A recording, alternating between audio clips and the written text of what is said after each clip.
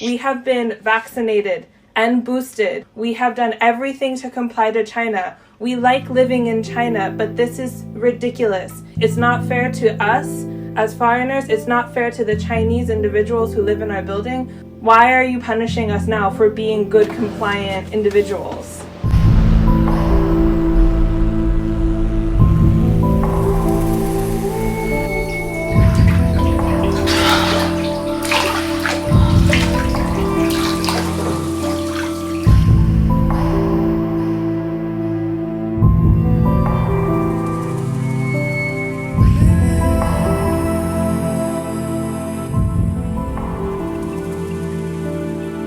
Hey guys, it's Shia.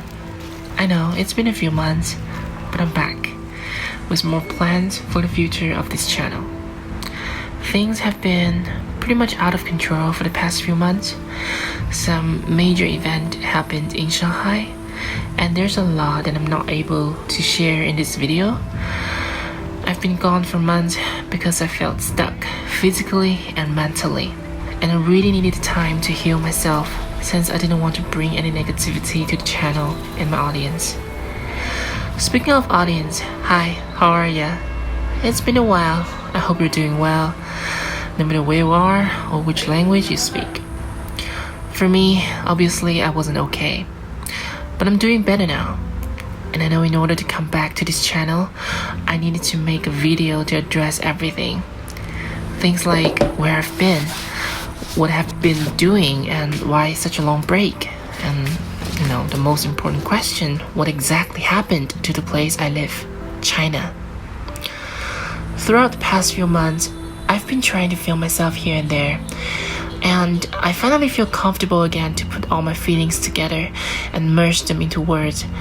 It feels great to talk to you guys again, and I hope by making this video I am able to flip over this chapter soon and just be me again. So what happened? To explain what happened to me, or to Shanghai, or to China in general, I will have to bring you guys back to 2 years ago. I'll be talking about a few different events, but don't worry, everything will make sense at the end. And I know this is very different from all of my other videos. Just please stay with me because I've been holding this for too long, and I really need to do this in order to let go of this chapter. Back in 2020, when the thing happened, for whatever reason, the black community in China was targeted and facing the worst discrimination ever in Chinese history. Many Chinese people believed that it was the black people who brought over or spread the thing. And Guangzhou, the city that I live in, also one of the 4 largest and richest cities in China, happened to have the largest black community as well, which led to a lot of horrible stuff I've seen, not just online, but with my own eyes. So something happened yesterday. Our black friends, they were all kicked out from their own apartments and communities because this knocked on their doors telling them that we have a few cases from Nigeria, so now they're just assuming that all these black people, they might be in touch with the infected cases, and all of a sudden they're just kicking everyone out. As long as they see you black, you're African, okay? They see you black and you're African, you're so all of a sudden they're just kicking everyone out, and they have nowhere else to go because the hotels wouldn't take them as well, and all of a sudden they're just homeless. And yesterday there was this distribution. I was there, I was helping them. This is ridiculous.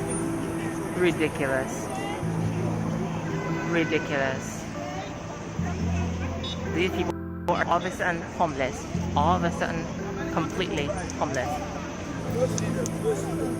And these showed up again. So they were asking me where I was from. I said I'm Chinese, and they were just like, oh, you're Chinese, like why are you on their side? You should be on our side, this and that, you should pick a side, this and that. I'm just like, we are in this together, okay? We're in this together. And if you wanna put them in whatever, you give them food and water and that to sleep, okay? When some people are trying to help, you just came and you are trying to stop us. And I'm just like, are you serious? This is where my depression started. Knowing what to stand for, but feeling hopeless at the same time based on the fact that the East and the West have very different internet environment and information, and media basically controls the people these days.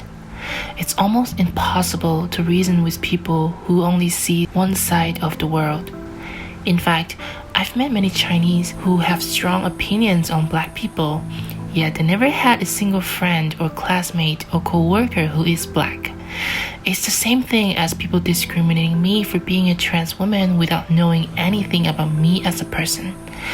With certain identities, people are more likely to be targeted and get harmed. The next big thing is Russia and Ukraine. I'm not gonna dig into this in this video because I've made one video 2 months ago just about this. And to be honest, I'm not a politician and I don't want to be one. But what's horrifying me was, since the war started, I've seen terrible comments online supporting the war, saying KILL more, good job Russia, things like that. I know I'm in no place to critique these two countries, but like I said in my previous video, a war is a war, and blood is blood. It's never a good thing, although sometimes it may give you the illusions of fixing the problems.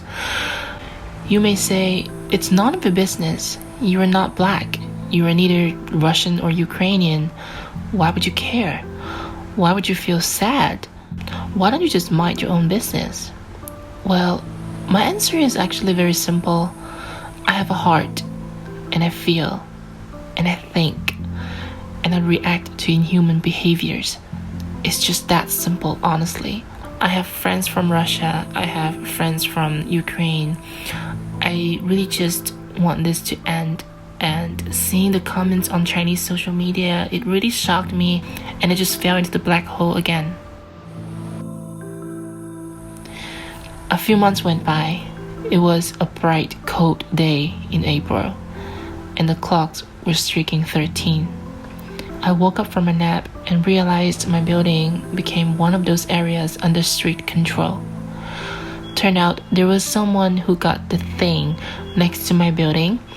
She was taken away immediately, and we were cooperating right away to stay in and wait for the test result. But it was the same night that we found out they used a chain to lock up our building, and that gate was our only way out. One Chinese resident told CNA her one-week lockdown came as a shock after a close contact was discovered in a building nearby. So this is the first floor of our building, and I can't believe they locked us up. So no one informed us in advance, and no one told us anything about stocking food or whatever. It just kind of happened right away, and we were not prepared. We fought for it. A few of us stood up and explained to them it was completely against the law and human rights, and it could cause serious dangers such as fire or medical emergency. Luckily, they finally stopped chaining us up. Since I was in that situation, the internet data started pushing more Shanghai news to me, things that I could relate to, things that I'm not supposed to talk about. I won't be able to insert any video here, but hey, do you hear the people singing the song of Angry Man? Do you hear the people sing the song of Angry Man? 天生有權或有心可做主，誰要認命咁聲？能計閃正燈更嗲，就好像用假計高聲，把蝴蝶跟我出自由的心是命。 We don't know when this is gonna end, and I know I'm risking myself to post a video like this, although I have chosen not to insert or talk about some terrible stuff I've seen. Shanghai is not the only city that's going through a lot. We only happened to see things because Shanghai is one of the 4 international cities in China, and people have more sober and braver souls that dare to speak up. And I chose to be on the right side of the history. Again, the purpose of this video is not to stand against any government. I tried my best to only talk about my personal experiences, and I chose to not have any Chinese subtitles for a reason. So, if you're watching till this point, I just want to say thank you very much. So yeah, I'm back to my channel, and I hope a video like this has explained everything I was going through. I don't know where this video is gonna lead me to, and I don't know what my next video is gonna be like, but I'm back. I will try my best to stay positive and keep on documenting things I see in this country, the good and the bad. Again, thank you so much for watching this video, and the best way that I can think of to end this video is to play this beautiful poem that I've come across on the internet. Do not go gentle into that good night. Old age should burn and rave at close of day. Rage, rage against the dying of the light. The wise men at their end know dark is right. Because their words had forked no lightning, they do not go gentle into that good night. Good men, the last wave by, crying how bright their frail deeds might have danced in a green bay. Rage, rage against the dying of the light. Wild men who caught and sang the sun in flight and learned too late they grieved it on its way. Do not go gentle into that good night. Grave men near death who see with blinding sight, blind eyes could blaze like meteors and be gay. Rage, rage against the dying of the light.